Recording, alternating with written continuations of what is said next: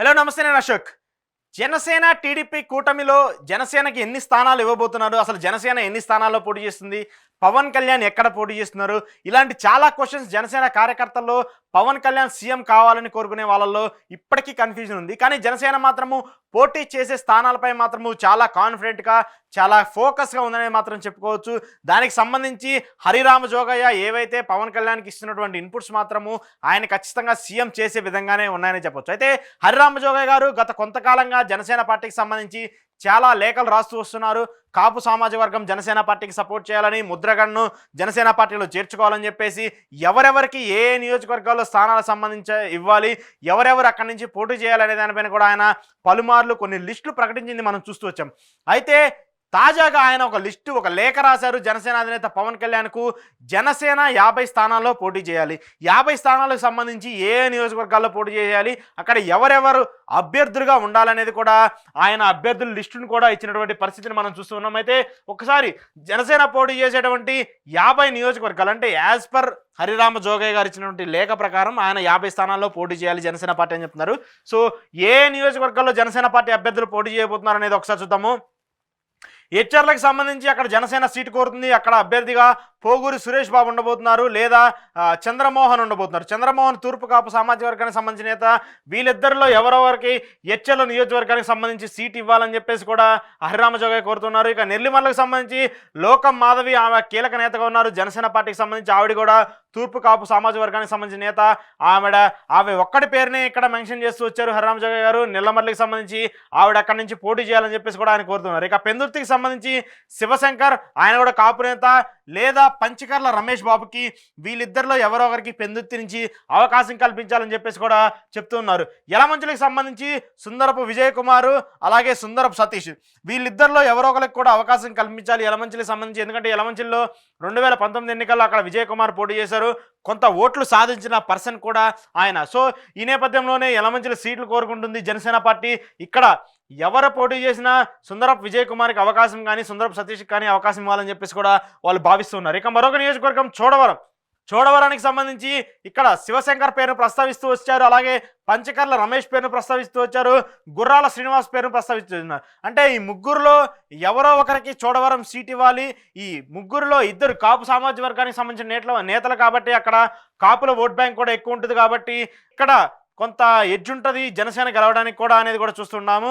ఇక విశాఖపట్నానికి సంబంధించి విశాఖపట్నం ఈ దక్షిణం లేదా భీమిలి, ఈ 2 నియోజకవర్గాల్లో ఏదో ఒక నియోజకవర్గం వంశీకృష్ణ యాదవ్, అంటే ప్రస్తుతం ఆయన వైసీపీ ఎమ్మెల్సీగా ఉన్నారు. వైసీపీ ఎమ్మెల్సీగా రాజీనామా చేసి ఆయన జనసేన పార్టీలో చేరారు. ఎందుకంటే అక్కడ ఆయన టికెట్ ఆశించారు జగన్మోహన్ రెడ్డి. ఆయనకి టికెట్ ఇవ్వనటువంటి నేపథ్యంలో ఆయనకి జనసేన పార్టీ నుంచి పోటీ చేయాలని చెప్పేసి ఒక నిర్ణయం తీసుకున్నారు.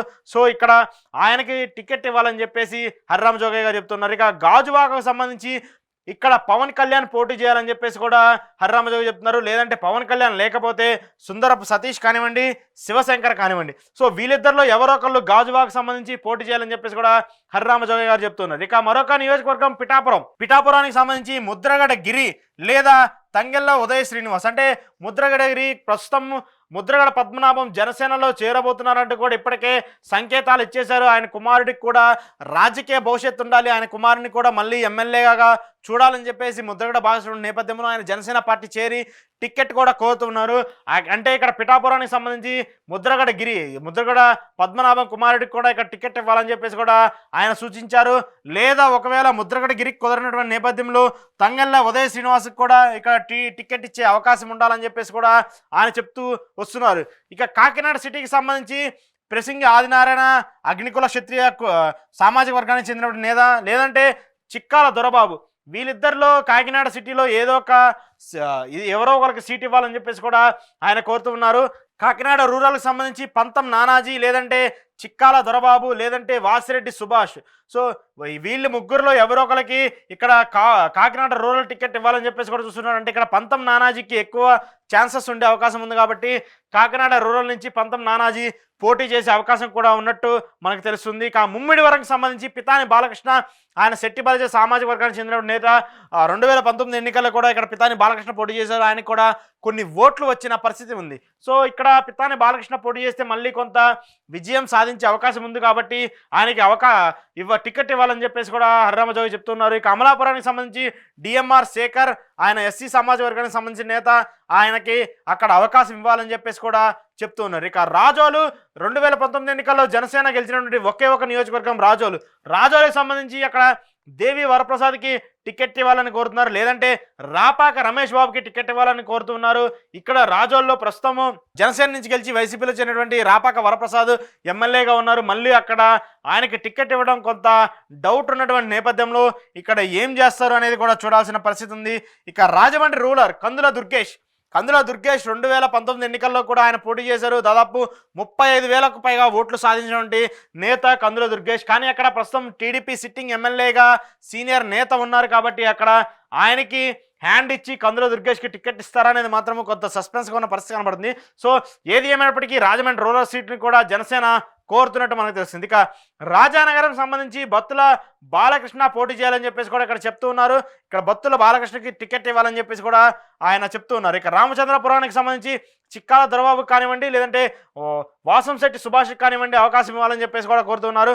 కొత్తపేటకు సంబంధించి బండారు శ్రీనివాస్కి అవకాశం ఇవ్వాలని కోరుకున్నారు. నర్సాపురంకి సంబంధించి బొమ్మిడి నాయకర్ కానివ్వండి, పవన్ కళ్యాణ్ కానివ్వండి అవకాశం ఇవ్వాలని చెప్తున్నారు. అంటే 2019 ఎన్నికల్లో నర్సాపురం తక్కువ ఓట్ల మెజార్టీతో ఓడిపోయినటువంటి సీటు జనసేన పార్టీ అంటే దాదాపు 60,000కు పైగా ఓట్లు సాధించినటువంటి నియోజకవర్గం ఏదైనా ఉందంటే కూడా అది నర్సాపురమే.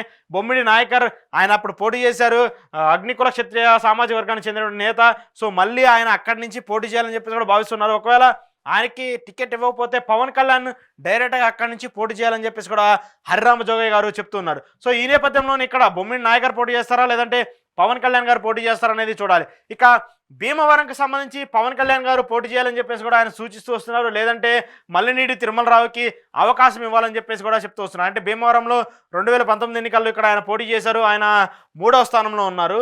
సో ఇక్కడ ఏమన్నా మళ్ళీ ఎడ్జి తీసుకొని పవన్ కళ్యాణ్ పోయిన చోటే రాబట్టుకోవాలని ఒక కాన్సెప్ట్ని తీసుకుంటే మాత్రం మళ్ళీ ఆయన అక్కడి నుంచే పోటీ చేయాలని చెప్పేసి చూస్తున్నారు. ఇక తాడేపల్లిగూడెం బొలిశెట్టి శ్రీనివాస్ ఆయన ఒక్క కీలకంగా ఉన్నారు. జనసేన పార్టీకి సంబంధించి జనసేన పార్టీ కార్యక్రమాల్లో యాక్టివ్గా రోల్ పోషిస్తున్నటువంటి నేత. సో ఆయన్ని సింగిల్ హ్యాండెడ్గా ఎటువంటి నేమ్స్ రిఫర్ చేయకుండా ఆయన ఒక్కడనే రెఫర్ చేసి తాడేపల్లిగూడెంలో కూడా పోటీ చేయాలని చెప్తున్నారు. ఎందుకంటే తాడేపల్లిగూడెంలో కూడా 2019 ఎన్నికల్లో దాదాపు 30,000 ఓట్లు సాధించారు ఇక్కడ బొలిశెట్టి శ్రీనివాస్ గారు, కాబట్టి ఆయనకు కూడా ఒక అవకాశం ఉంది. ఇక తణుకు నియోజకవర్గానికి సంబంధించి అక్కడ ఇద్దరు పేర్లను సిఫార్సు చేస్తూ వస్తున్నారు.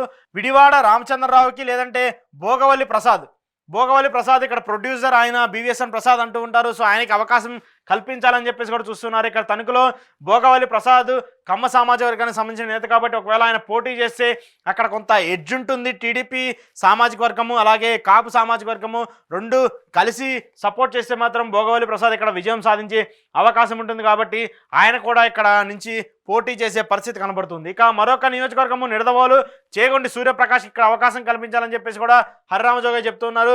ఇక ఉంగుటూరుకి సంబంధించి పచ్చమట్ల ధర్మరాజు, లేదంటే మల్లినీడి తిరుమలరావుకి ఎవరో ఒకరికి అవకాశం కల్పించాలని చెప్పేసి కూడా చెప్తున్నారు. ఏలూరుకి సంబంధించి రెడ్డి అప్పలనాయుడు ఆయన 2019 ఎన్నికల్లో కూడా అక్కడ పోటీ చేశారు. సో ఇక్కడ నుంచి మళ్ళీ ఆయనే పోటీలో ఉండబోతున్నారంటూ కూడా తెలుస్తుంది. ఇక గోపాలవరంకి సంబంధించి సువర్ణరాజు ఆయన అది ఎస్సీ రిజర్వ్కి సంబంధించి కాబట్టి ఆయనకి మళ్ళీ అవకాశం ఇవ్వాలని చెప్పేసి కూడా తెలుస్తుంది. ఇక అవనిగడ్డ నియోజకవర్గానికి సంబంధించి బండ్రెడ్డి రామకృష్ణ, లేదంటే పాపారావు, లేదంటే అంబటి తిరుపతి రాయుడు ఆయన గుంటూరు ఎంపీ స్థానం ఆశించారు వైసీపీ పార్టీ తరఫున.